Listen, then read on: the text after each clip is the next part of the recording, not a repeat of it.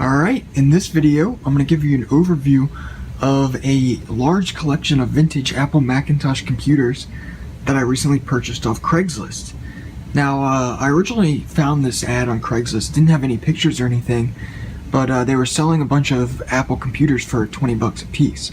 So I ended up getting the entire collection from that lot, and it ended up costing me about $160 in total. So in this video, I'm just going to go through all the machines and show you what they are and tell you if they work or not and what's wrong with them if they don't work. So it turned out that most of these did actually end up working, and only a couple need work or don't work for whatever reason. So first off, we'll start up here with this machine. This is a Beige PowerMac G3 computer. So this one's kind of interesting. I guess I can actually take the top off here. Show you a little bit inside. But this machine did not come with a hard disk, but it did come with a SCSI zip drive for some reason. I thought these were normally IDE zip drives in these machines, but this one is actually a SCSI one. This is an IDE CD-ROM drive, standard Apple Super Drive floppy disk drive, and the hard drive normally goes under here, but it's not installed, as I said. So over here we've got two Macintosh LCs. This one's an LC II, this one's just an LC. This one has a bad power supply, but I did test both of these with the power supply from this one, and they both do work, but they do need some recapping done to their logic boards, because this one sometimes doesn't power on and sometimes does, but it's just because the caps are bad. These are all going to need to be recapped at some point. Right here we've got a Macintosh IIsi. This one seems to work, but for some reason I couldn't get any video out of it on the display I was using. I might try a different display, and I think that should work.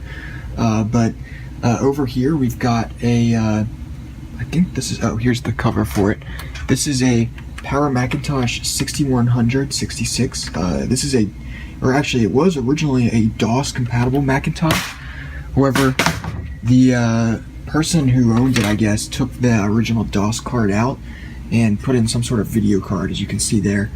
Now, I'm not sure exactly what this heatsink is on this, I guess, backplane board here, but I looked online and I couldn't find any pictures of these backplane boards with a large heatsink like this. So if anyone knows what this board is, because I don't think it's stock, please feel free to let me know, because I'm kind of curious about that. As you can see, this machine does have a hard disk. Don't know if this one works, because this machine, I think the power supply is bad in it, as it won't turn on at all whatsoever. This is a SCSI CD-ROM drive, because this machine is before they started using IDE. So yeah, I think this is all the machines over here. So I've also got some other machines on the other side of the room, so I'm going to go ahead. Oh, actually, before I show you those, I also have an SE sitting over here. The reason it's kind of sitting upside down and taken apart is because this one unfortunately had some battery damage from a exploded PRAM battery, as you can see right there.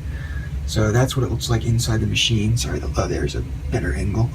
So yeah, you can kind of see that the PRAM battery is right there, and it kind of just fell off the board. Now the board from that machine is right here, and if I could get a good angle on that one, yeah, you can see that that battery definitely did quite a bit of damage there. So yeah, unfortunately one of my SE30s that I got ended up not working, but hopefully I'll at least be able to use the floppy drive and hard drive from this one. So not a total loss, but I also have a couple more SE30s and a Plus and a few other machines that I also got, so I'm going to show you those in just a second. Alright, so here's one of the other machines that I got. This one is, actually I've got one of it over here. This one is a Macintosh Performa 6300 CD.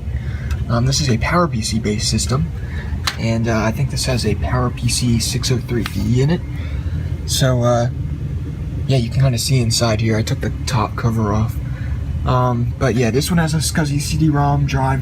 It does have a hard disk installed as well, and of course the floppy drive. It is quite a bit dusty, as you can see, so I'll just probably just blow this out with the air compressor or something. I can show you the back of the machine here. You can see it's got a audio and video input there, like a composite input, which is kind of interesting. It's got a network card, the video output, and I guess this is like a TV tuner connection. I'm not exactly sure. But yeah, this one's a fully functional machine. Works just fine. So over here we've got another few machines. This one is a Macintosh SE SuperDrive model. Now what was interesting about this one is that whoever owned it, I guess, put in a Macintosh SE30 logic board. So this is essentially an SE30 just in an SE case. And both of those boards, or the board for this, is perfectly working. Well, it needs to be recapped, but after I recap it, it will be working. And right here we've got a SE30. This one was also working. I think one of these has a bad power supply, but I'll just take one from the battery damaged power supply, or the battery damaged SE30, if I can't manage to fix it. So yeah, this one's an SE30. And yeah, you can see the inside of it there. There's the back case of the SE, and here's the back case of the SE30.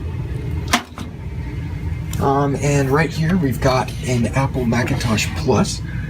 This machine does not work. This one I think has a bad flyback transformer, because when I opened it and tried to turn it on and with it open so I could see it, there was a bunch of like arcing on the top of the flyback transformer. So I'll either try to replace the flyback or just replace the analog board with a new one. But yeah, other than that, this machine should be working. It does chime, it just doesn't show anything on the display, obviously. And then the last machine that I got, or actually the second to last machine, is this machine. This is a Macintosh LC 580 all-in-one system. So yeah, you can see this one's in pretty good shape. This one is fully working as well, so here, I'll show you the back of it here. So yeah, you can kind of see there the ports and whatnot. Now what's interesting about this one is it's actually got two network cards. There's one right here with a B and C connector on it. There's also an Ethernet connector right here that you can't really see. And then there's also another Ethernet connection right here. So actually I can take this off real fast. Show you that. Yeah.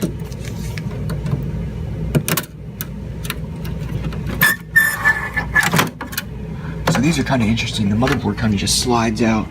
So you can kind of see that this one has a Motorola MC68LC040 on there. And yeah, you can see the two network cards right there. And you can see one of them is just in there like this. Now this one doesn't really look like a network card. I think this might be like a modem or something, but it does have a RJ45 connector on it, so I'm not exactly sure. But yeah, that is the LC580, and this machine is fully functional as well. And the last machine I got that I haven't tested yet is this machine, which is a Macintosh Powerbook 5300 CS. I don't actually have a power supply for this one, but I assume it works because it looks like it's in good shape. But yeah, I also got a couple ADB keyboards. You can see one there. And oh, I forgot this machine. This is a Macintosh, or a PowerMac 6500. This machine does work, although it doesn't have a hard disk, as you can see. Luckily this machine uses IDE hard disk, so I can easily install one.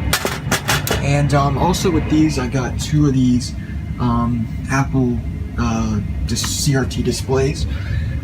These have the standard DB15 connection, as you can see right there. And this one I know works. I haven't tested the other one yet, but I've been using this one to test some of the machines, and it does indeed work. So that has been the overview of this Apple Macintosh collection I recently purchased off Craigslist. So yeah, hope you enjoyed this video.